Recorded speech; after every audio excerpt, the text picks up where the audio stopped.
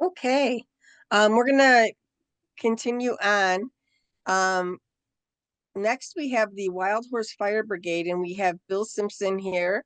He is the founder and executive director, and he has Michelle with him also, and I'm gonna let them talk about themselves and get on with their presentation because I know he's got a lot of information to share, and I know we haven't had always had time for all the questions people have. So welcome, Bill and Michelle. Thank you for being here, and we'll hand everything over to you. All right, thank you for having us. Yeah, we appreciate it, and thanks for putting the event on. And this is William Simpson.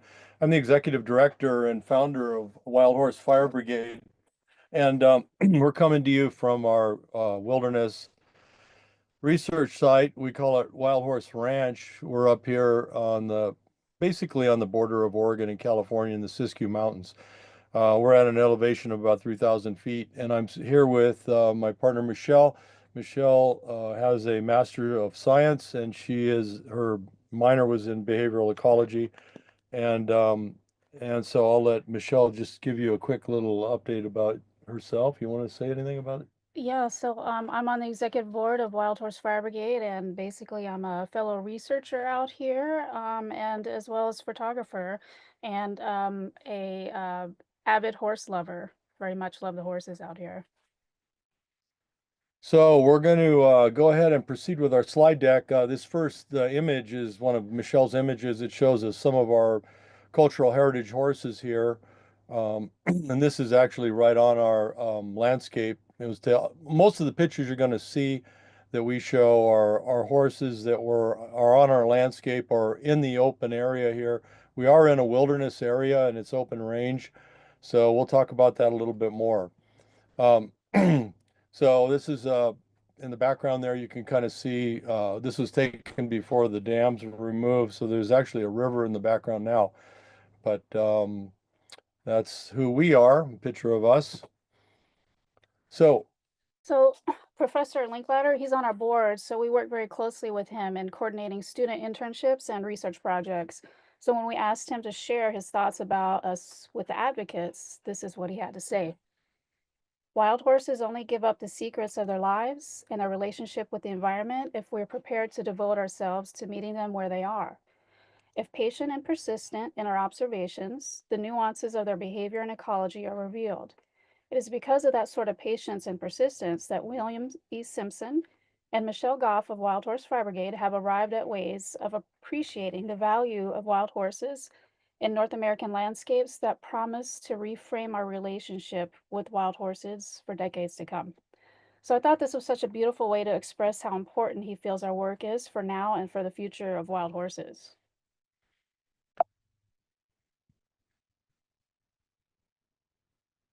okay. Oh, there we go. So Professor Julie Murphy, she's also on our board, and this is what she had to say. Bill and Michelle's research uncovers a pivotal yet often overlooked role of wild horses as ecosystem engineers in wildfire mitigation, addressing a critical gap in the scientific understanding. With more than 20,000 hours of firsthand observation, their work demonstrates how free-roaming horses naturally regulate fuel loads, shape vegetation patterns, and support fire-adapted ecosystems. These findings provide a critical foundation for advancing empirical research and developing land management strategies that work in harmony with nature. Supporting this research is essential to fully recognizing the ecological value of wild horses and unlocking sustainable nature-based solutions to wildfire risk. So she's also very passionate about the future of wild horses, and she acknowledges how important our work is. I also want to add that both professors did their dissertations on wild horses. And probably importantly is both Dr. Murphy and Dr. Linkletter have been here to the research facility and visited and seen the heritage herd and the facility and the landscape up here. So they're quite familiar with what we're doing. So we're looking at a plan we call the formal name for legislators, the Natural Wildfire Abatement and Forest Protection Plan.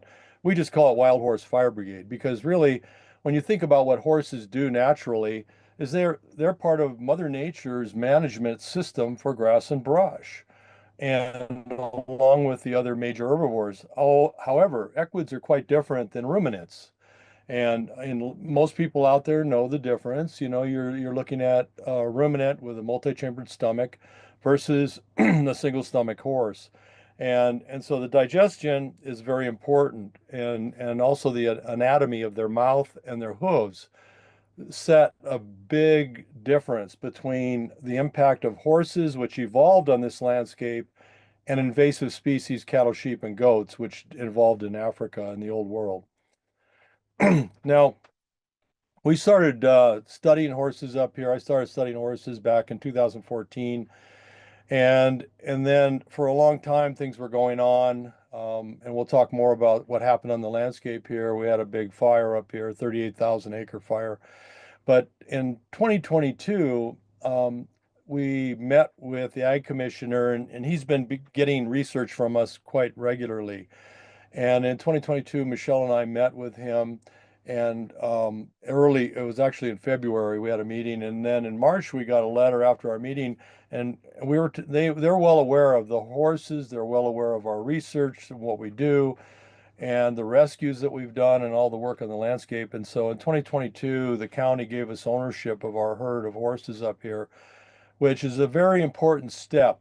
And what it did is, there's jurisdictional semantics that a lot of people don't understand. When a wild horse is standing in an HMA or in a U.S. Forest Service territory, it is a capital WH wild horse, and it's protected under the Act of 71. But when that horse steps over the line into another area, he could become, depending on what land he's standing on, jurisdictionally, he could become unauthorized livestock, or that horse could become a feral horse. And so in our case, in Siskiyou County, they were considered feral horses because there is no HMA here right by our ranch or in this particular wildlife area. So they had control. They had jurisdictional control of the horses, and therefore were able to give us the ownership. On top of which, we'd been spending a lot of money every year caring for the horses and providing things that they needed to assure the sustainability, because they'd suffer quite a bit of, I should say, bad behavior by humans. People just stealing them and grabbing them. And because when I was a kid up here, there was hundreds and hundreds of them, and then when I retired here, there was only about 100 in this immediate area. So it was pretty shocking, the decline.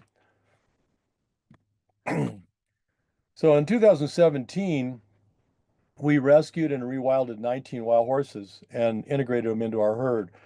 On the left is a local stallion. His name is Romeo, and he's a local boy. And we had a trailer pull up with these 19 horses that had been rescued by a sanctuary down in Southern California.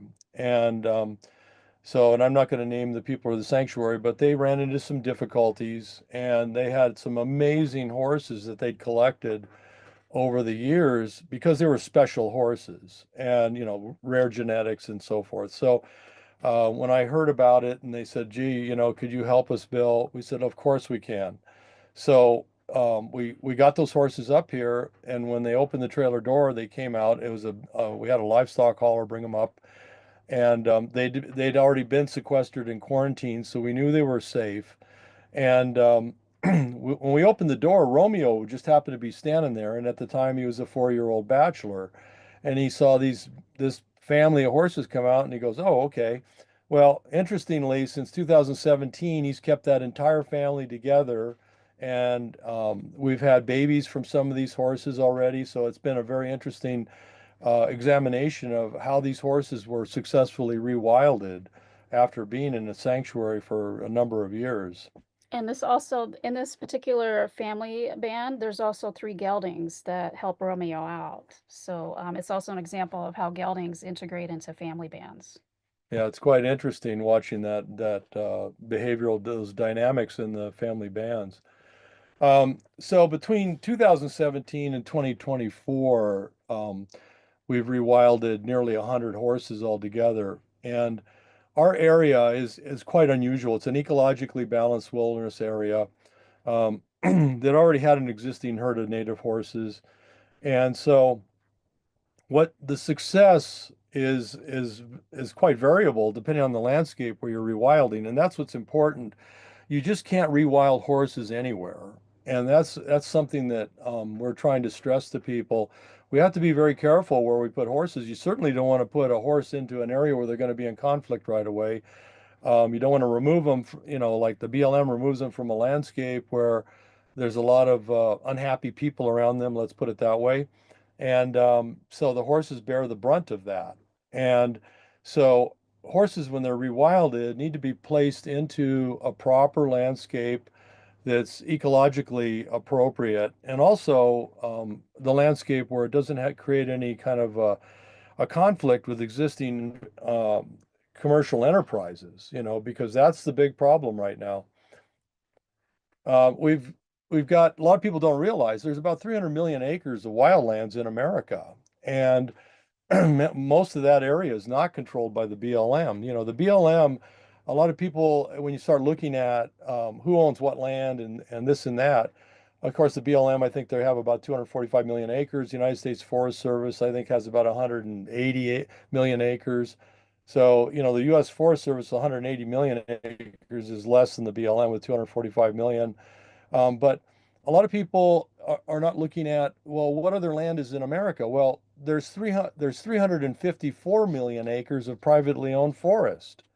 And then there's millions of other acres that are, checkerboard, and some are very large tracts of, county, state, and other federal lands that are outside the jurisdiction of the Forest Service of the BLM as far as, wildlife management. So there's a lot of places where people say, well, where can we put horses? There's actually quite a few places where we can put horses. And, if somebody waved a magic wand and they said, hey, you guys, we'll give you all the horses in America to do something with and get them out of our way. Well, after the last roundups in 2024 of May, BLM said there was roughly 59,000 horses left, according to their 2024 census, if you believe the BLM numbers. And then toward the end of the year, by the end of 24, I think they'd rounded up another 20,000 horses. So we could very well be under 40,000 free roaming wild horses left in the landscape. And then we've got about 70,000 horses that are being held off range in places like the Drummond Ranch and what have you. So there is a lot of land, and this excessive land that we have that's unmanaged is suffering from annual grass and brush at ridiculous levels because there's a collapsed herbivory. We've decimated our large-bodied herbivory in North America. So most of us know the origins of American wild horses. All horses originally, evolved here about 55 million years ago. But the successful modern horse has been around, depending on whose stuff you look at, between 1.7 and 2 million years.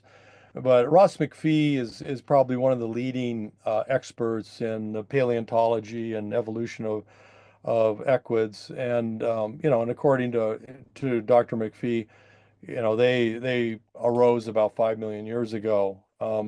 And what's more native than a native American wild horse? When you look at the fossil records, carbon dated fossils, bison came from Asia along with deer and elk roughly about 175,000 years ago. So less than 200,000 years ago, we got bison, deer, and elk came across from Asia on Beringia, the land bridge between Alaska and Siberia.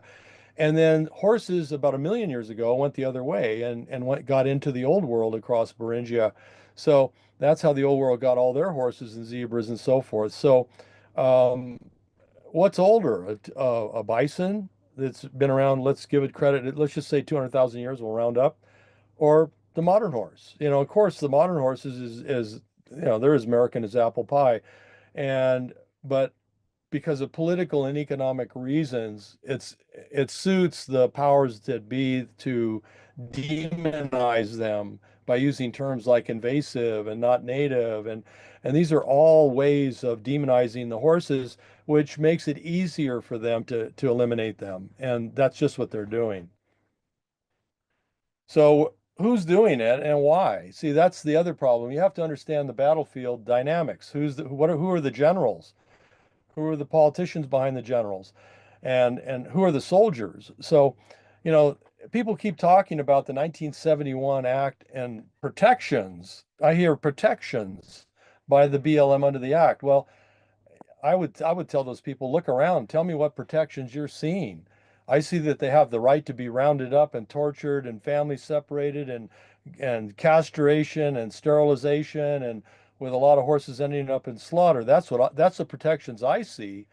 I'm not seeing the kind of protection that President Nixon intended in 1971 when he signed that act to protect our heritage horses. You know, these are treasured icons of America, and Nixon understood that, and which is why he signed that act. I don't see any of those protections working today. And why? Well, consumerism has changed everything. Since 71, we have 100 million more Americans living in America. 100 million more people. They all want more stuff. They want, you know, phones with and computers that have lithium. They want livestock products. They want pharmaceuticals. You know, these demands, these consumer demands are driving politicians to do what they can do to maximize the yield from public lands. And what happens in reality is these big corporations, you know, command trillions of dollars in revenue. They have their revenue dwarfs the entire U.S. government's budget, and they donate on campaign donations both sides of the aisle. They fund both sides of the aisle. And when I was an internet CEO, I knew people from the big banks, Goldman Sachs and Bear Stearns in Silicon Valley. And I was talking to those guys about politics one day, and it actually was during an election, and I was kind of asking who they think was going to win. And they says, "Well, we win no matter who loses." And I go, "What?" And they go, "Yeah, we win no matter who loses because we fund both sides of the aisle. We don't care who wins or loses because we always win." So when you fund a politician's campaign and he wins, you have the phone number to the cell phone in his suit. And that goes all the way up to the president. So, you know, when these big corporation board members need something done, they just dial a number and it rings in some powerful politician's suit, and he answers, and he's not going to bite the hand that feeds him. And so those marching orders get sent down to the DOI, to the BLM, to the U.S. Forest, and then they send the soldiers out on the landscape to do their bidding. And that's what's going on. You know, yelling at the BLM, they're soldiers on a battlefield. They're under orders. They're not going to change what they do. They're under orders. You look at some of the demands and what's driving the demands even a little deeper. If we look at the SAFE Act, for instance, well, SAFE Act's been around 20 years. Why hasn't it passed? Well, Nestle, a very powerful company in Europe, owns Purina along with a lot of other companies they own. They're a powerhouse. They're a juggernaut of a corporation. So they own Purina, and Purina has the second largest pet food plant in Mexico. Now, in order to make pet food, Purina needs meat, but Purina doesn't butcher horses. They're not involved in any of that. They buy protein meal from Mexican rendering plants. So the Mexican rendering plants get the horses and then they render them into a protein meal, which is then shipped to places like Purina. So Purina has plausible deniability. If you ask them if they butcher horses or if they're slaughtering horses, any of that, they go, "Oh, no, no, no, no. We use a protein meal." And, well, where do you get it? Well, that's proprietary. We don't have to tell you. See, and that's how they get around that. You look at the meat industry, 97% of Americans buy meat products. Phenomenal business. Are we going to shut that down? No, we're not. I mean, it's just ridiculous to assume we can shut these big corporations down and bend them to our will. I mean, if we had a big checkbook, if we all got together and go, okay, we can all run around and write $100,000 campaign donation checks to both sides of the aisle, then we might have some say. But, you know, when you look at gas and oil and the extraction companies, you know, phenomenal revenues. Big pharma gets, I think, 1,000 products out of the you know, gas and oil industry.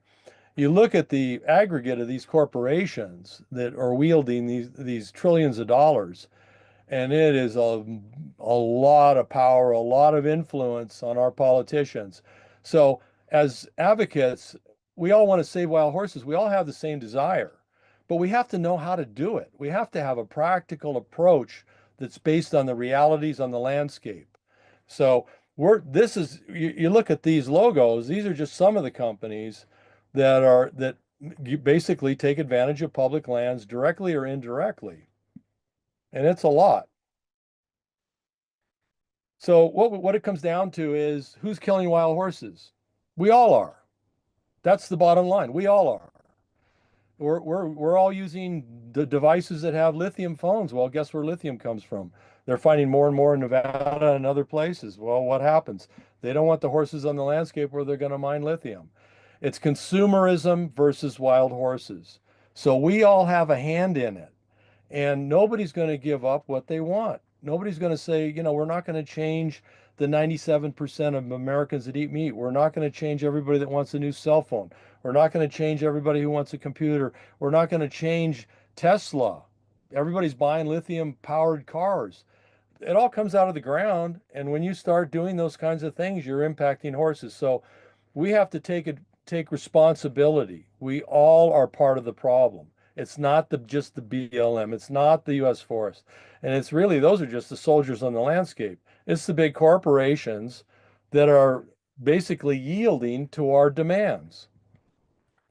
So what's the real solution? Well, it's been under the noses of land managers for a very long time, but they're distracted by monetizing the landscape. You look at what the U.S. Forest Service is doing. When they put the loggers out of the timber business, they all kind of looked around and they go, now what are we going to do? We were managing forests for sustained yields of timber, trees, lumber. We don't do that anymore. What are we going to do? Well, you look at the U.S. Forest Service budget. I read a lot of financial documents.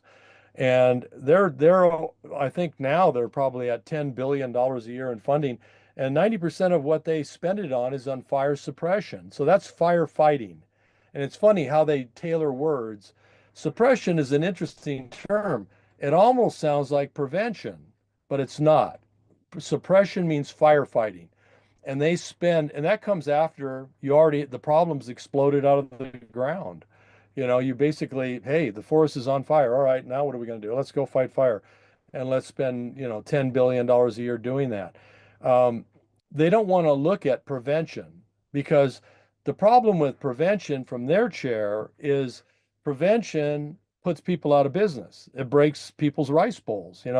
You've got all these people now going to fire training schools, and the schools are making money, and the Forest Service is making money, and Gates company is making money because they sell fire hose. And you could go down a long list of people that are making money on wildfire. And so if we say, well, we want to reduce fire, they kind of look at you with one eyebrow raised, kind of like, what? You're going to interfere with our revenue? But hey, how long can we burn America before there's nothing left? That's the question. These people have very little vision, and that's a problem. Each wild horse that we rewild properly, and we put them into the right areas, will yield $72,000 worth of value over its lifetime. Now, I came up with that. I wrote a big article about this a number of years ago, maybe 7 years ago, I think. The thing about a horse is it can reduce fire fuel all year long without any risk of creating a fire. You look at what are the band-aids they have out there? Well, prescribed fire. What's that do? Well, first of all, they almost burned New Mexico to the ground with a prescribed fire that got out of control a couple years ago. And that's happened twice in New Mexico. Back in 2000, it happened before. So, and we see that all over the place. These fires go out of control. And the big question with prescribed fire, and they call it RX fire, they have a lot called eco-cultural burning. They put all kinds of new name tags, they rebrand it, but it's basically burning the ground, burning the landscape. What we have to ask, is that scalable? Are we going to be able to burn 300 million acres in Western United States? Of course not. We can't. And when you burn a landscape that has prodigious fuel loads because the herbivories collapsed, it burns abnormally hot. That's a big problem. And now they're actually starting to recite that in range management plans. When you burn a landscape with prescribed fire that doesn't have the proper herbivory, the fire burns abnormally hot. It damages the entire landscape. It pasteurizes the soil down 7 to 10 inches deep. It heats the soil so hot, it kills all the microbiome in the soil, which those little critters, those little microorganisms make plant food. The fires are so hot now, we're seeing a new kind of toxic smoke. We're seeing fires that are at 1,500 to 1,800 degrees Fahrenheit they're so hot that we see aluminum engine blocks melted in these areas. We see mag wheels melted, aluminum ladders melted, the steel beams deformed. That's not normal fire. That's abnormal fire. And these are grass and brush fires we're talking about now. Grass and brush burns abnormally hot, especially when you put a wind on it, because you're injecting oxygen and you're accelerating combustion. So when you do the math, a wild horse will consume about 5.5 tons of wildfire fuels every year. And they do that for about 20 years that they live in the wilderness. I compared that with the other ways of dealing with grass and brush, and even the ones that aren't scalable, like prescribed fire. We can't burn. We'd be lucky if we could actually burn, here and there. It makes a little bit of sense, but it's not a large solution. It's not scalable onto the landscape. But when you look at what that costs, it can be up to $4,000 an acre, especially if you're doing a prescribed burn where you need structure protection nearby, things like that. I've talked to the Mennonites and the Amish about, because they do it by hand with a scythe. I've looked at mowing, mulching, and all the other methodologies per acre, and then calculated it against the average tonnage of fuel in wildlands. And so when you do all the math, it comes out to, by removing 5.5 tons annually over 20 years, each horse gives us taxpayers $72,000 in value. That is a lot of money. And when you want to contrast with people in an argument, hey, you can send that horse to slaughter, but what are you going to get? Okay, you're not going to get $72,000 and nowhere near it. So that's a ripoff for the American taxpayer. These horses not only deserve to be wild and free, but they do a very important job that has phenomenal value to taxpayers. California fires and everywhere else on the West Coast are going out of control. We keep throwing more and more money at them like crazy. Oregon is throwing hundreds of millions of dollars. And last year, by the way, even after Senate Bill 762, where they put $2.5 million on the table 4 years ago, saying, "Oh yeah, we're going to really get a leash on these fires." Well, that was 4 years ago. They spent all that money, bought all kinds of equipment and everything. Didn't apply anything towards prevention, bought a whole bunch of equipment and helicopters and more engines and this and that. Well, last year in Oregon, it was the worst year ever. It was 1.9 million acres got incinerated. And so this is a graph that I used in a previous presentation that only went up to 2020. But I got some other information coming. But we're chasing. It's like a VW bug chasing a Porsche down the freeway. We're not catching these fires no matter how much money we spend, because we're not dealing with prevention. We're dealing with the crisis after it already happens. In 2018, in May, we had the Klamathon fire. Or actually in May of 2018, let me back up here. In May of 2018, Colorado University came down, or Colorado College, and we're filming a documentary about our plan, and they called the film Fuel, Fire, and Wild Horses. So some of the professors up there looked at our concepts for increasing the herbivory where it's depleted with horses. And they thought, well, that's great. So they did a graduate film thesis, Fuel, Fire, and Wild Horses. They came down and we filmed the entire area where 2 months later the Klamathon fire burned. So we had a very interesting study here. We had extensive footage and film pictures of the areas that we had controlled fuel. We had grazed down basically what you would call fire breaks. And some of these fire breaks one of them was 3,000 acres on Agate Flat.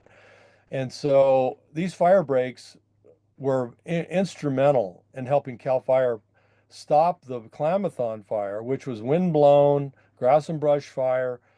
It was going so fast you could hardly stay in front of it if you ran. And it was on its way to burning Ashland to the ground, which is a college town full of kids, and the Cascade-Siskiyou National Monument. So interestingly, we were able to document before the fire, during the fire. So I was boots on the ground during the fire. CAL FIRE recruited me as their technical advisor because I know the area intimately. I know where all the logging roads are. I knew where all the fire breaks were. And so I guided, because they sent CAL FIRE from Fresno up here. Of course, they were lost. They'd never been here before. and their maps were incomplete. They didn't show the logging roads. They didn't show where the ranch houses were or the outbuildings. So I became an incremental part of their team, and I did that for free. I was a volunteer. I wasn't interested in making money. I did this because we wanted to help save the community, save the forest, save Ashland. And secondarily, I wanted to see what the horses would do during a wildfire because there's been no research on, what do wild horses do when they're right in front of a wildfire? What happens? Well, I know now because I actually watched the horses during the fire. I watched their behavior. I watched what they do. Wild horses are not afraid of fire. This is a family of horses that graze the area that's burning back there. And instead of having 200-foot tall flames, which it had just when it was 2 miles away from here, the fire was lower with less intensity. And on top of that, we were also seeing that the horses were not afraid of this fire. They just continued grazing right in front of the fire. And in the far right hand of the screen, there's two U.S. Forest Service fire trucks that I can't see them because I have a drop down, but there's two green trucks. So I just want to add, we've been talking about how the natural grazing habits created many thousand-acre fire breaks, and that's what gave CAL FIRE the advantage they needed to stop the fire before it made its way into the Cascades Siskiyou National Monument. And just to give you an idea, it's one of the most diverse ecosystems in the Cascade Range. The elevation is ranged from 2,100 to 6,100 feet, and it's a convergence of the Cascade, Klamath, and Siskiyou mountain ranges. It's about 114,000 acres, and it's just this really amazing mosaic of forest, woodlands, grasslands, wet meadows, and interior desert. So it's a really special place, and there's more than 300 species of birds, mammals, reptiles, and amphibians, and many of them are actually rare or endemic. And there's also a healthy population of apex predators. So if it weren't for the horses, that area would have been decimated by this wildfire.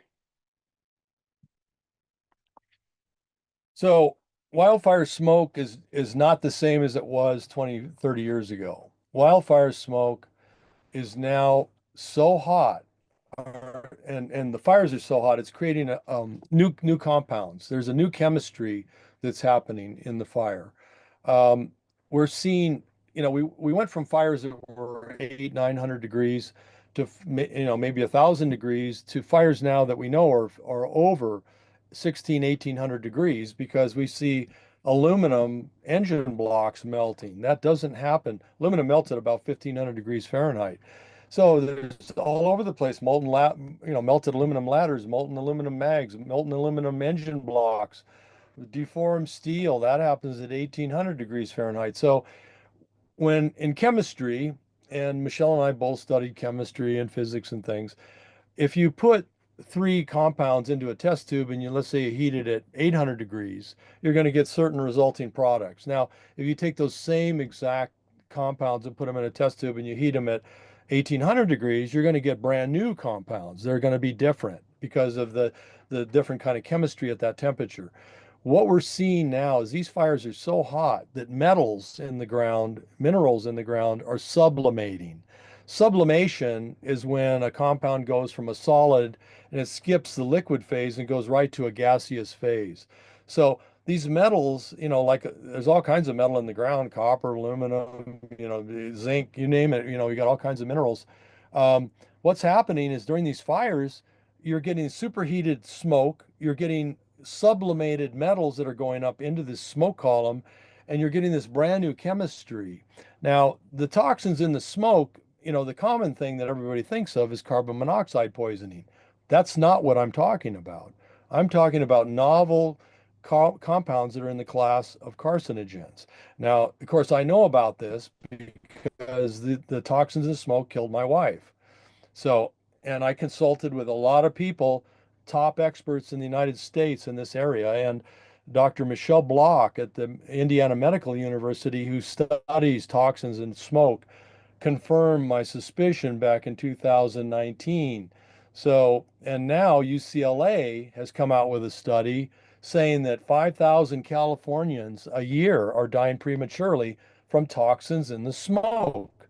So they've confirmed what I had to learn the hard way a long time ago. So And this is an article, this abstract from Science Advances. You can Google UCLA death toll from wildfire smoke. There, the UCLA study comes up, but this is the abstract from the study, and they said that about 55,000 people died prematurely from wildland fire smoke, and they're talking about PM 2.5, but it goes past that even into these novel compounds. So critical components of fire. It's shocking to me that news reporters don't even know the fire triangle that we learned about in the Cub Scouts.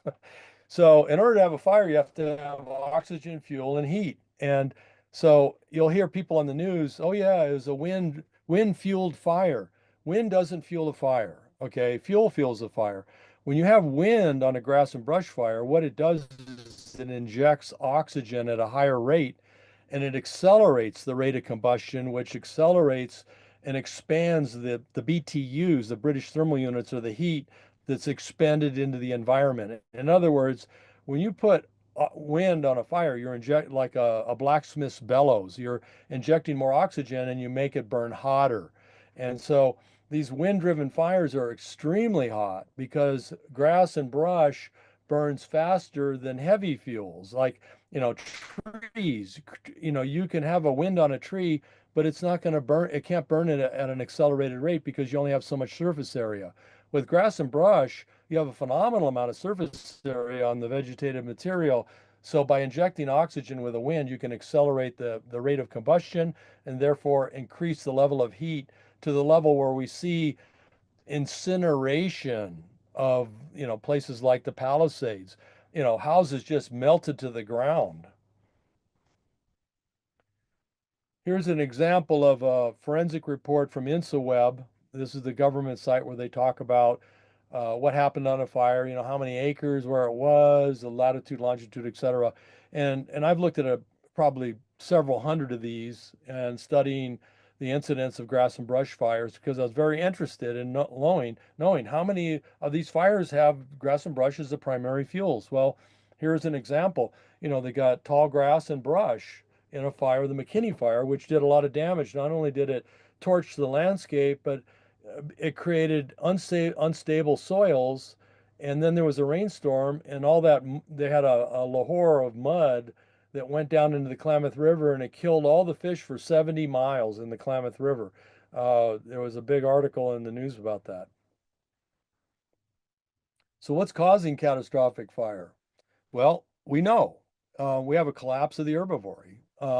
If you look at the right side of this graph, it's actually where you have that last little line of decline, be the right-hand third of the graph, starting in 1992 and going down, and it continues to drop all the way till today.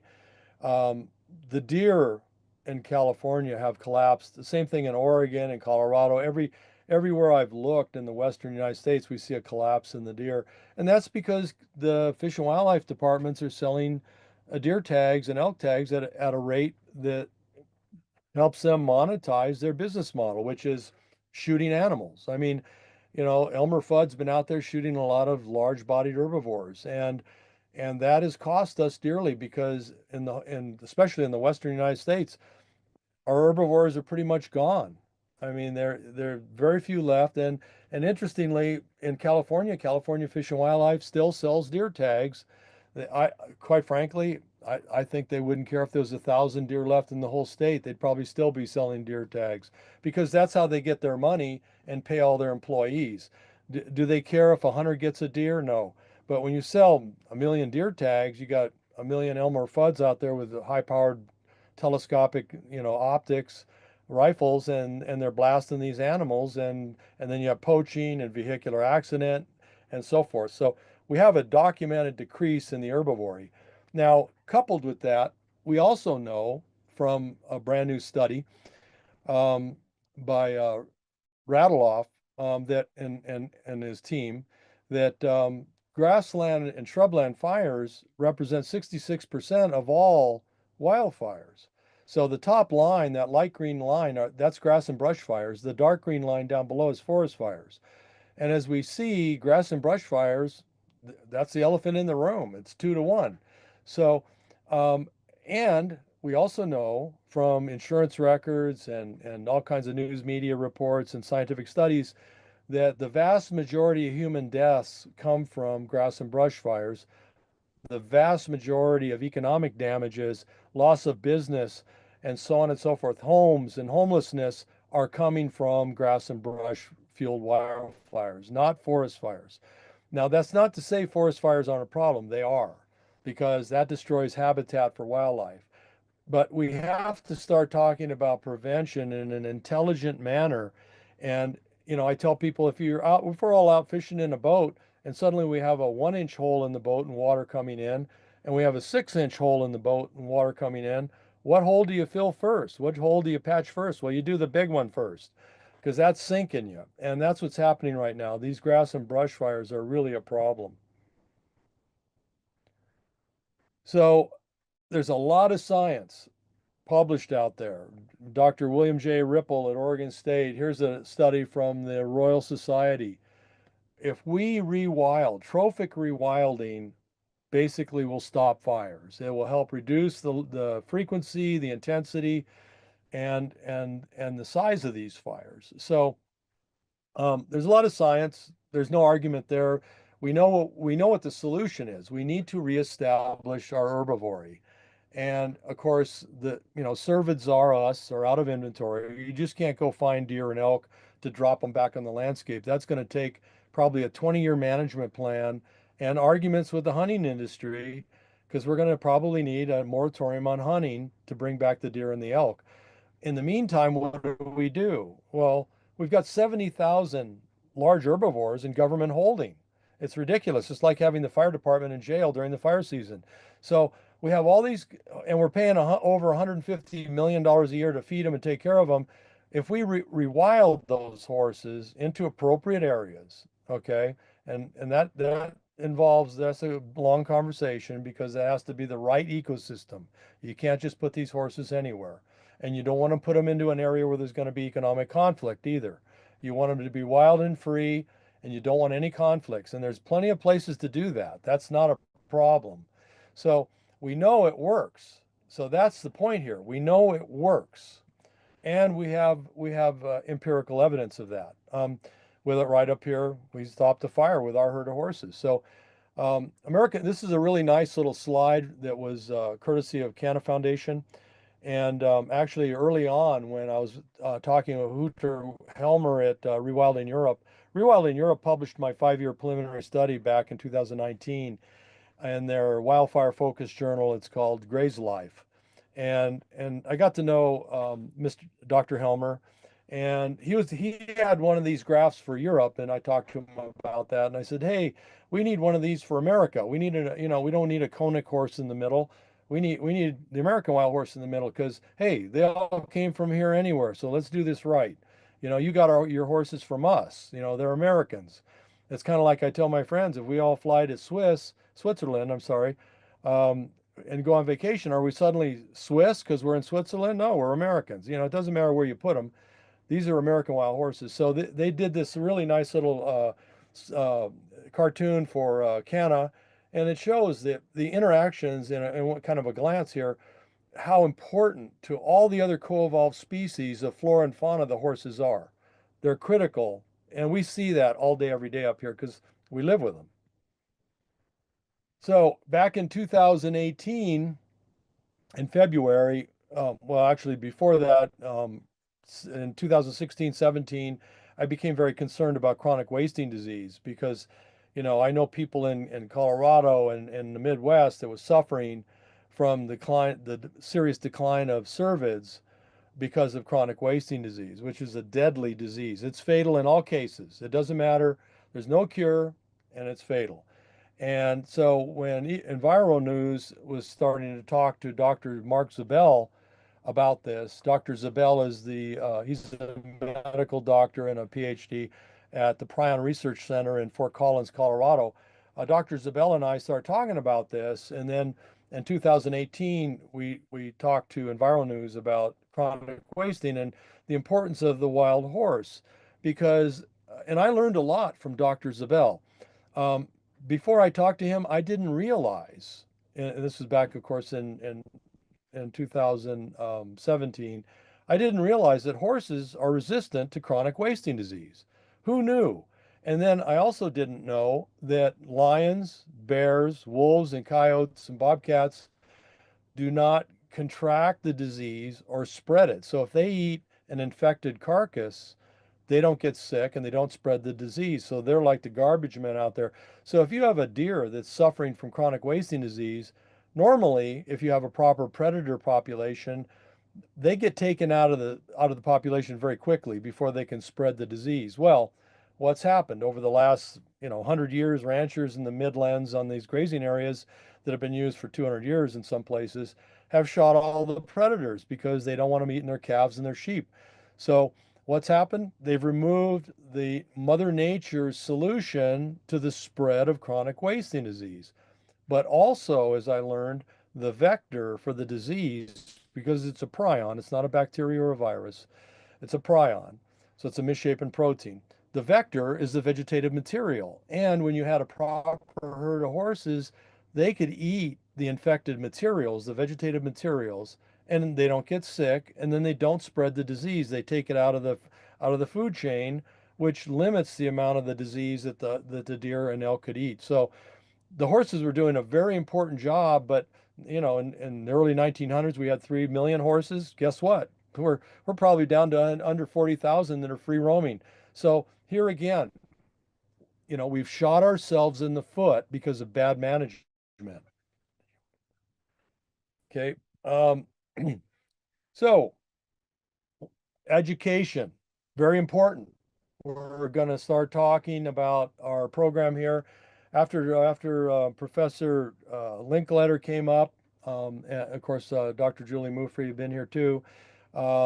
He saw that we had an unusual opportunity. We had a cultural heritage herd of native wild horses. We owned them, which means we don't have to apply to the BLM to do a study. Now, I think anybody out there would know if we all went to the BLM and said, hey, we want to go on HMA and we want to do this study and we want to, radio tag the horses and we want to do this and that and figure out what they're doing. The BLM would say, okay, go ahead and submit your study proposal, and they'd push it around for probably 6 months or longer, and then they'd come back and probably say no, because they're only interested in eradicating horses. Why? Because of the economic pressure. That's why. They're not. But if you have a program to exterminate them quicker, you probably get funding.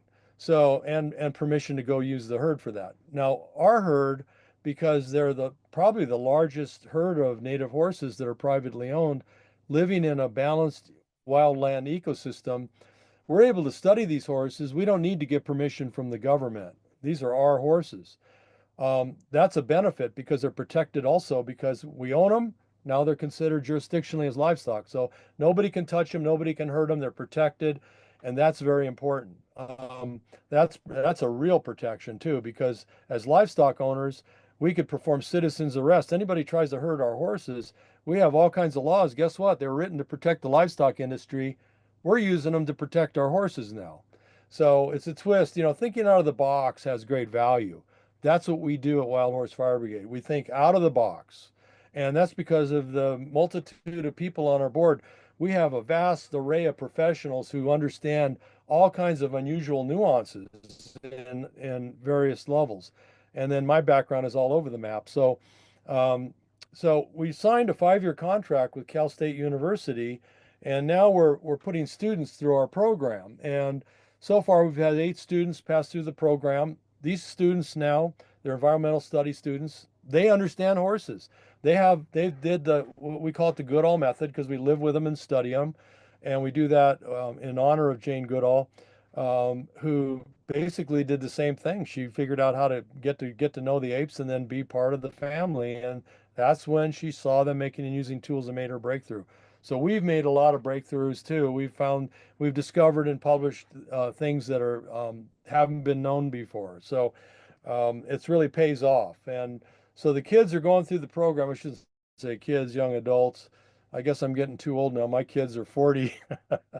So, but the students are learning quite a bit. And being here with the horses, there is no substitute absolutely no substitute for empirical experience. Being out here with real wild horses in the wilderness, in the landscape, and it's a wilderness field study program.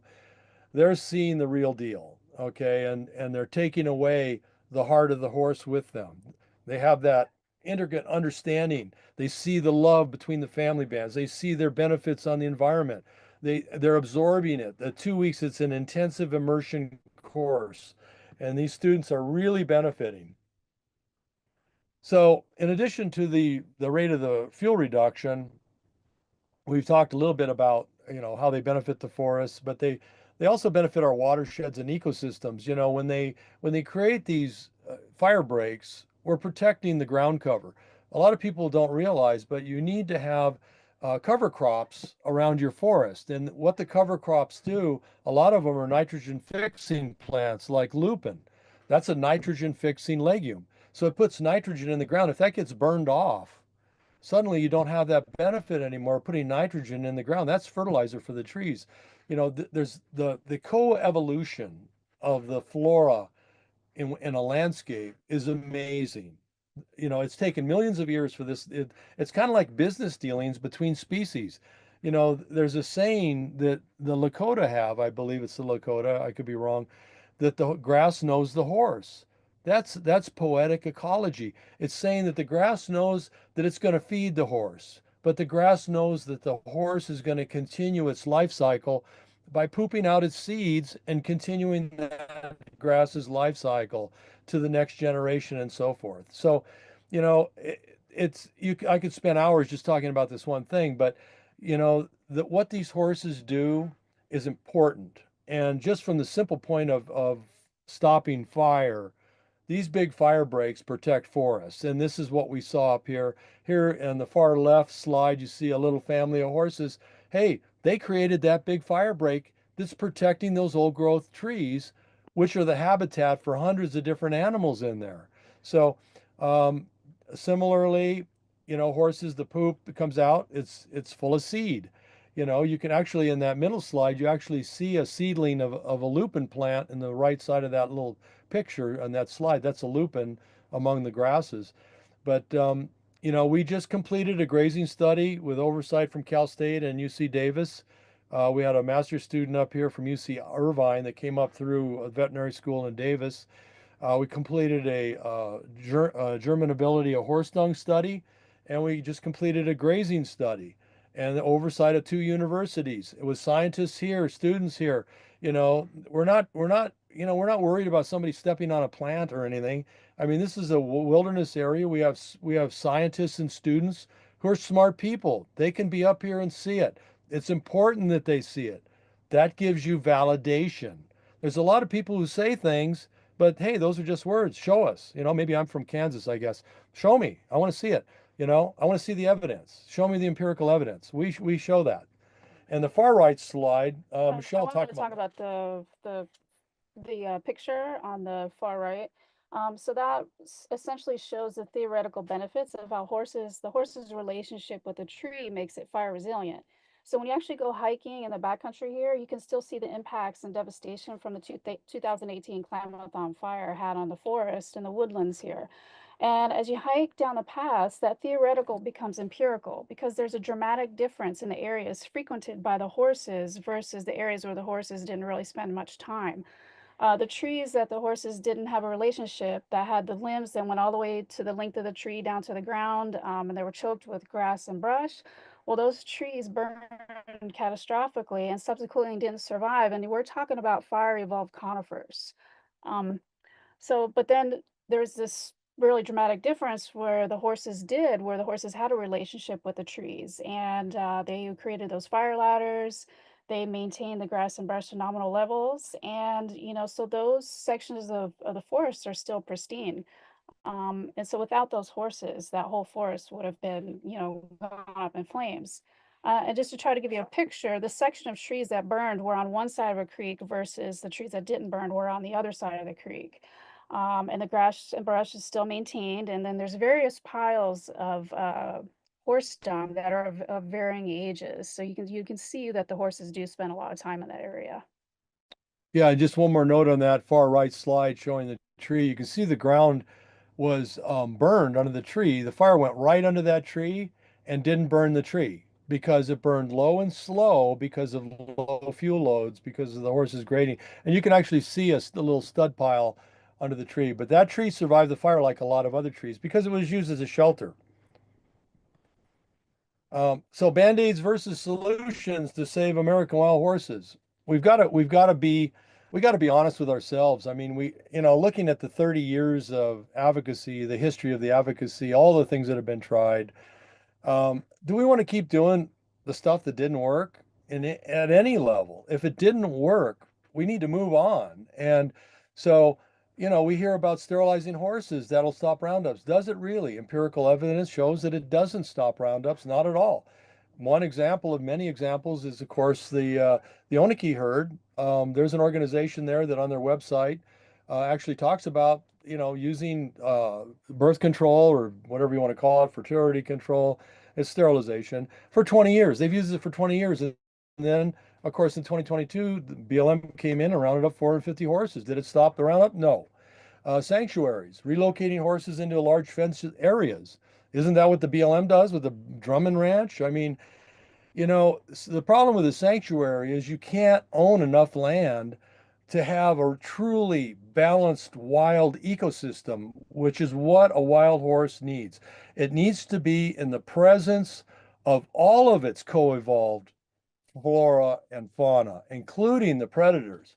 So, the Drummond Ranch, that's just, they got a lot of acres. You got 400,000 acres. Is that rewilding? Of course not. And then you've got these other places that have, 20, 30, 1,000 acres, but those are not balanced ecosystems. They look nice. It's a beautiful landscape, but you got to remember, you've got to have all of the components, all of the co-evolved flora and fauna with your wild horses to have what nature intended. And natural selection is a very important part of that. And natural selection extends beyond just predation, bad weather, grazing conditions, disease, all kinds of things are part of Mother Nature's test on all of the families in the herd, from the babies right up to the adults. She's constantly testing them to have the very best genetics to go forward. So weakness is taken out. Animals that can't handle cold weather. You look at the big summit herd in Eastern Oregon. They're up there at 8,000 feet. They've been there 300 years. They can handle cold weather. They probably, some died to get that genetics, the epigenetic group that's up there now, that's been exposed for all those years to heavy snow and super cold weather, to what you have now. Those horses handle it. They live there. They're happy there. Of course, they want to take those out now because they want to put sheep up there, the U.S. forest. Putting horses back where they were just removed from the BLM, okay, that's never going to fly, because we just talked about the corporations that run the whole political, kabuki show. They're calling the shots. They're not going to let that happen. They have designs for that landscape, and they have the money to make sure they win. We cannot beat them.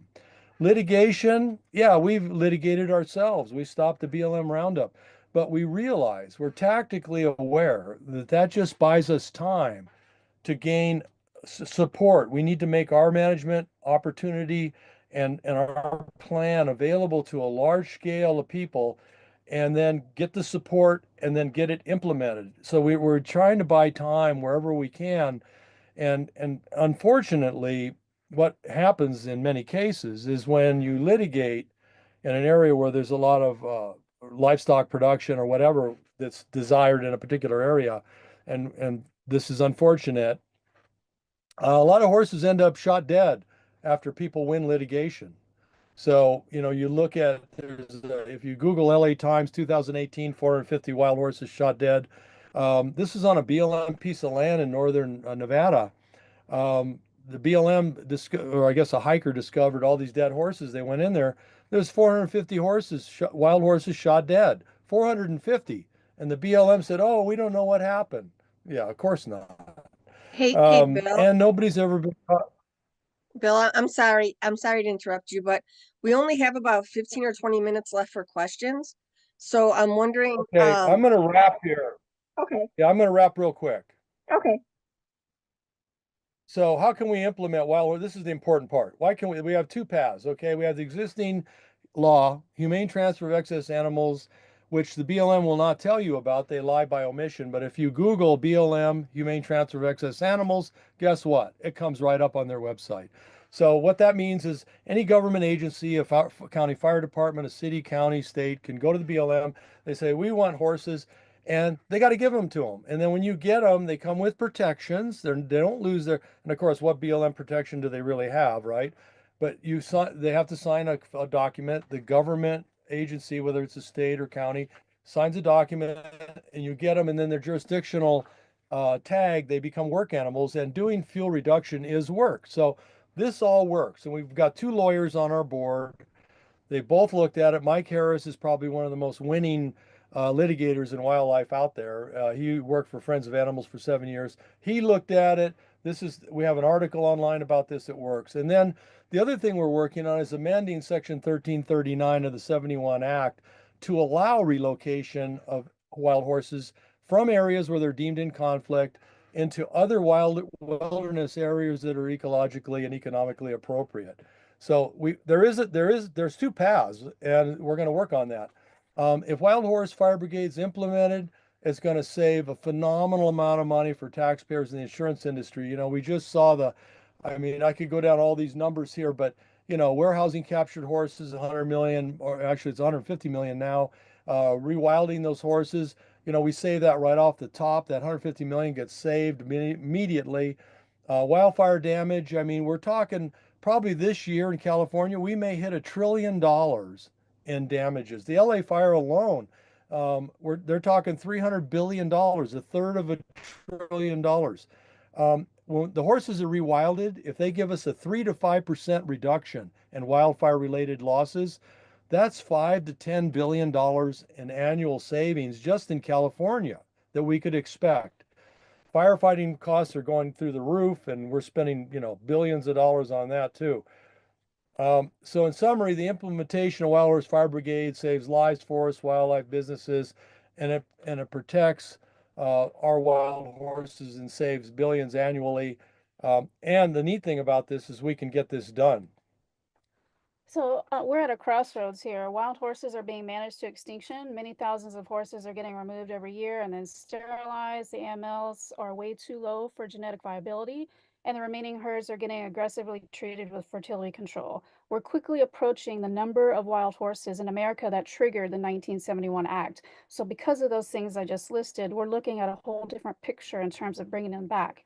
If we're ever going to have any hope of having genetically viable wild horses for hundreds of years, thousands of years to come, we have to do better than fighting the existing reality because it's not working. If we don't embrace a better model for wild horse management at this rate, there's not going to be any left.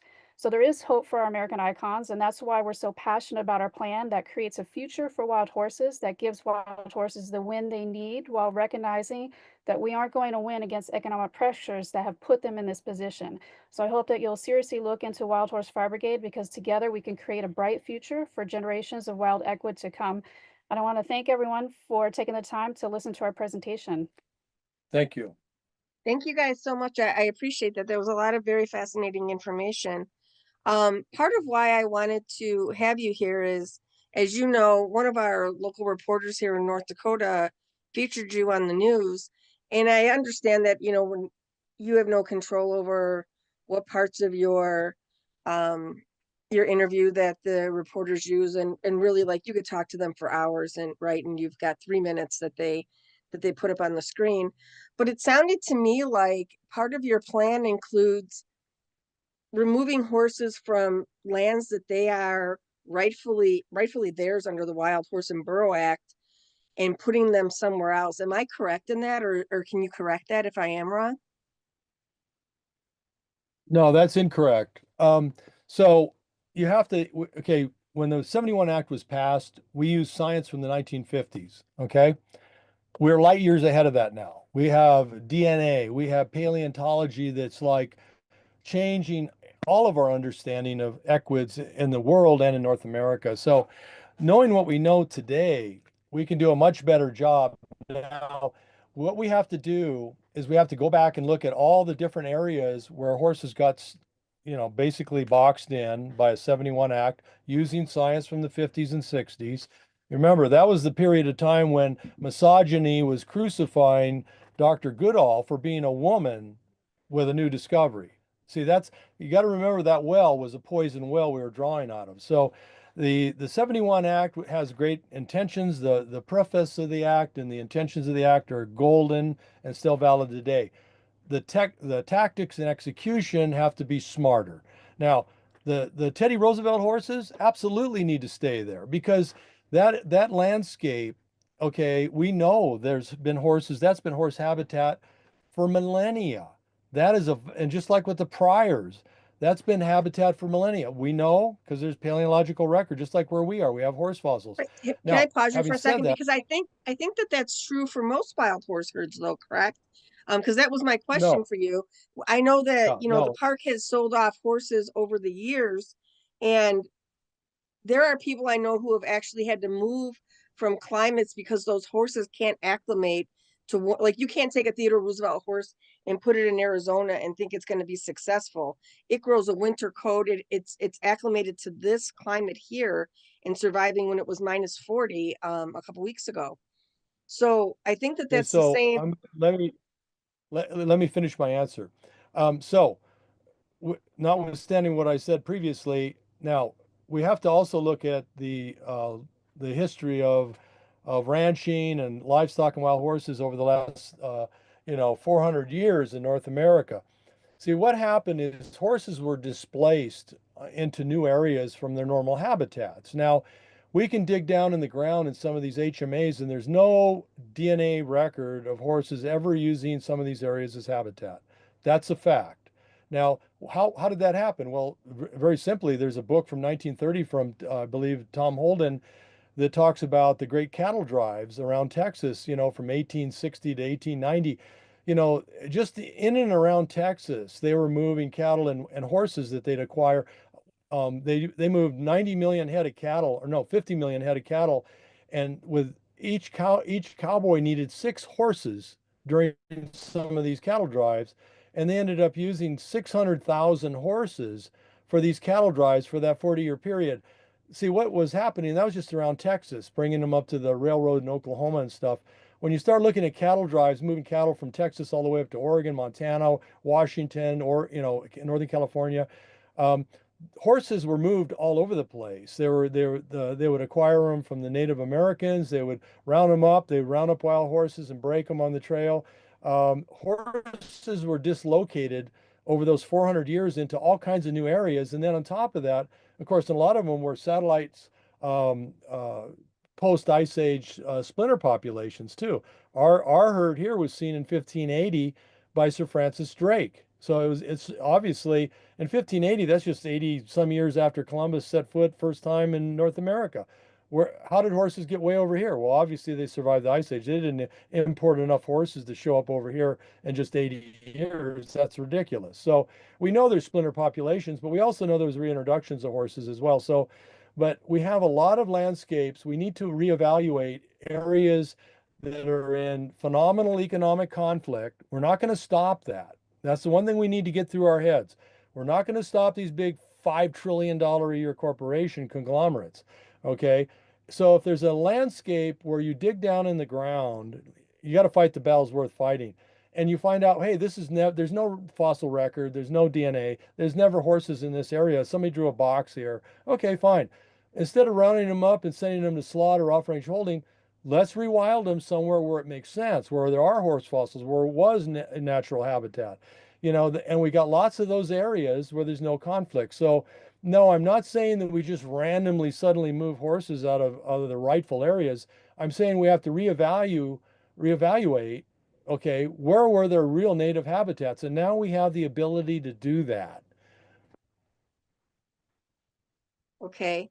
But I'm guessing it's been still, these horses have been living and being born and evolving in areas where they are thriving. So I guess, so my question is, I think that it's not, so what's clear to me, and I haven't known anything about your program before today. And that's part of why I wanted to have you here. I understand, and I think that we can all appreciate, we have wildfire issues in North America. We have wildfire issues everywhere, let's be honest, right? And we have damaged the ecosystem. Like humans are the worst, right? Like we want to talk about what to do. Like we need to do something about the humans. We're the ones really contributing to all the problems we're seeing. But I'm not clear on how your program is solving the issue. And like I said, I've only heard bits and pieces on our local news. So if you're going to relocate horses, where are you relocating them to? And how do we know that that's not going to be a problem with ranchers in that area at another time? Or what about local areas in the economies, that the tourism economies that these horses are driving to? Okay, so Chris, I I guess just kind of gave you a so. rundown. I guess I feel I like gave like I feel like we're giving into, like your plan, I feel like is giving into the BLM and the ranching community and not respecting the laws that were set up. And I agree, the laws need to be updated. I think everybody will agree with that. We need to update these laws because they've been bastardized over the years, especially. But I don't understand how we're not giving into the BLM and the ranching community. I mean, these horses have Because this land the rightfully set aside for them. Right. So the reason why, Chris, is if you look at the trend over the last 30 years, the trend is to round up more and more wild horses. I mean, we're not we're not moving that needle in the opposite direction. It's getting worse and worse. And now we're getting at a crossroads where if we keep fighting this battle where the horses need to stay in the boxes that were drawn in 1971 based on faulty science, we're not going to have any horses left. So basically, the options that the wild horses have once they're removed are any excuse to euthanize them on the range when they're removed. Families are separated. The stallions are gelded. The mares are treated for fertility control. They either go to Right. long-term holding, adoption Exactly. incentive So program. where are you moving the They horses follow to, I guess is my question. Okay, so I'm going to review again. There's 300 million acres of land that's not managed by BLM or U.S. Forest for Horses. We have all in every horse left in America, the 40,000 that are running wild, and the 70,000. Let's just say 100,000 horses all in. That's everything, okay? That out there. Okay, so if we rewilded every one of those horses at one horse for 300 acres, we only need 3 million acres, Chris. 3 million. And Okay. I just got through telling you we have 354 million acres of private forest we have that are at risk of fire. And a lot of those companies want to do anything to stop those fires because they lose their forest, they're out of business. They're forest companies. We have we have probably 300 we have 100 million acres on just on the west coast here of land that's state, county, and federal land that doesn't involve, any kind of horse management, where there's no conflicts of interest. In other words, there's no livestock grazing permits. So if you put horses, and like I said, we only need 3 million acres, problem solved. Now, I'm not saying we move every single horse either. I'm just trying to give you a context so you can get your head around this. We're not talking about some massive deal. There's not enough horses left to even fully populate 3 million acres, let alone So here, 300 million acres. Okay, number one.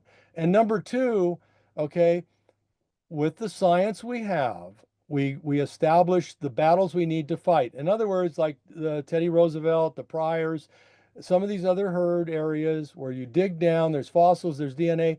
Those are battles you fight because they've been natural habitat through millennia.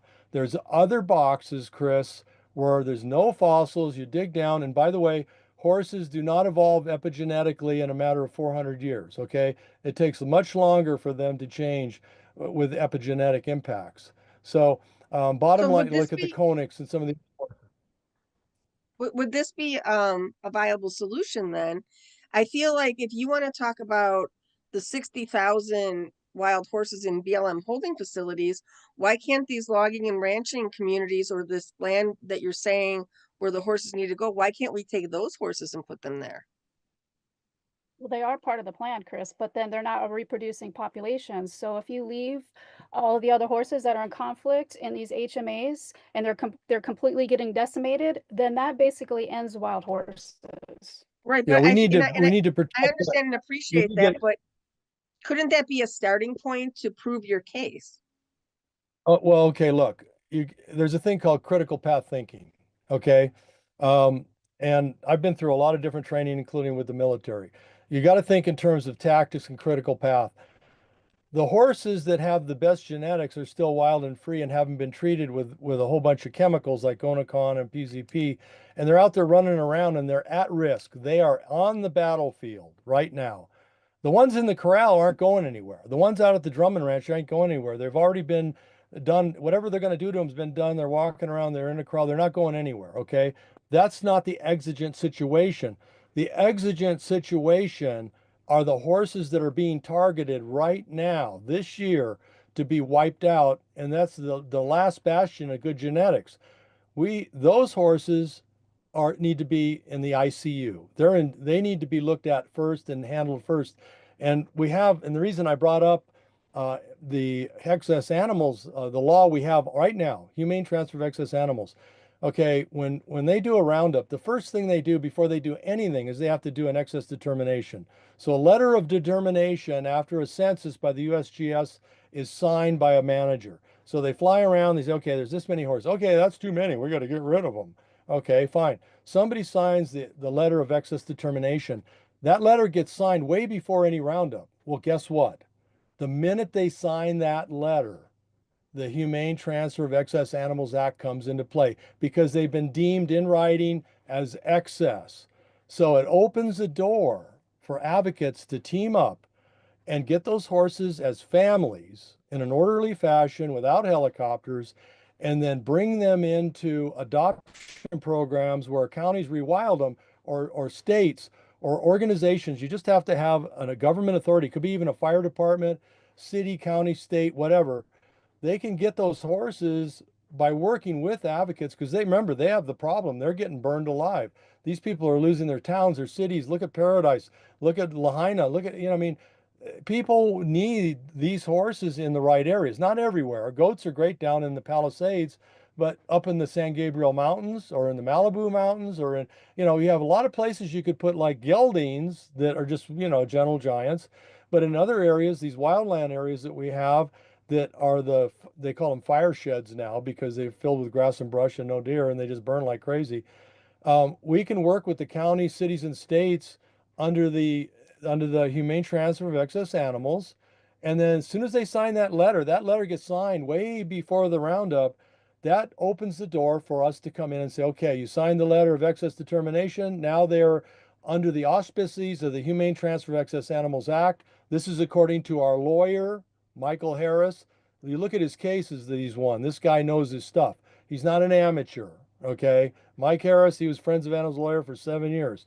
Ran the law clinic. He was a professor of law at Vermont University, and he won our case for us. So he's looked at it. He goes, absolutely. The minute they sign that letter of excess determination, which comes way before the roundup, we can coordinate with our advocates and then find people that need these horses and work a cooperative deal to move them as families with no molestation. Because we need their genetics. That's the key. There's probably those 40,000 are still running around. I would bet you half of them are already sterilized. They've probably already been hit with Gonacon. So we got to do this now. They're on the critical list. They got an artery bleeding. The ones in holding, they're not going anywhere. We'll get to them. First things first. So Bill, we only have about 5 minutes, and I'm so sorry about that, but I want to ask, number one, I would love to just have a horse talk with us so that we can answer more questions, because there's a heap of them in this, and it seems like a very engaging conversation. So again, I appreciate it. So can you just let me know what your schedule is in the next couple of weeks? Let's get together and have a longer talk. But I do want to kind of just try to run through at least a couple questions if we can. And two, I want to know, do you have a map of these areas where you're saying that we can relocate horses to? I think that that's something that people would like to know too. So if you have that, can you either send it to me? Right. So, Well, okay. So regarding these areas, because we don't want a bunch of people calling other people up and kind of spoiling the too many chefs in the kitchen kind of deal. So we're keeping that under our hat. But Wild Horse Fire Brigade will be having a summit on our plan with a large number of people coming up here. We've just been so busy lately. with interviews and TV and this and that and the other thing in the newspaper. So we will be conducting our own summit to address these questions specifically and very carefully and in detailed fashion. We're going to allow enough time because really to drill down on what we're talking about, it takes probably, we're probably going to have a 3-hour summit just on what we're talking about because we need an out-of-the-box solution and we need it now. In 2026, there won't be enough genetic material left. Everything's going to be wiped out. These horses are going to be pretty much wiped out. So, Right, so send me an you email. heard. Will you do a talk with us? Because I'm gonna have to end here, but will you do a talk with us so that we can engage a little bit more? Because we're leaving people kind of hanging here, I feel like. Yeah. Well, maybe we could do Summit 2. Let's talk about Summit 2. All right, well, let me know if you're available in the next couple of weeks. I'd appreciate it because, like I said, we have a lot of other questions. Do you have an email or something that you want to give people or can they go to your website and contact you and ask the questions that we're not getting to today? Absolutely. And my apologies, everybody. So sorry about all of this. We would love to hear from you. And if you just Google Wild Horse Fire Brigade, we come right up to the top. And you can contact us through there. My personal email is GEMMASTER 7 So gemmaster7. I'm also a gemologist. So anyway, gemmaster7 but you could go to Wild Horse Fire Brigade and we have a contact link there and you can reach us that way too. And again, my sincere apologies. We did want to field as many questions as we could.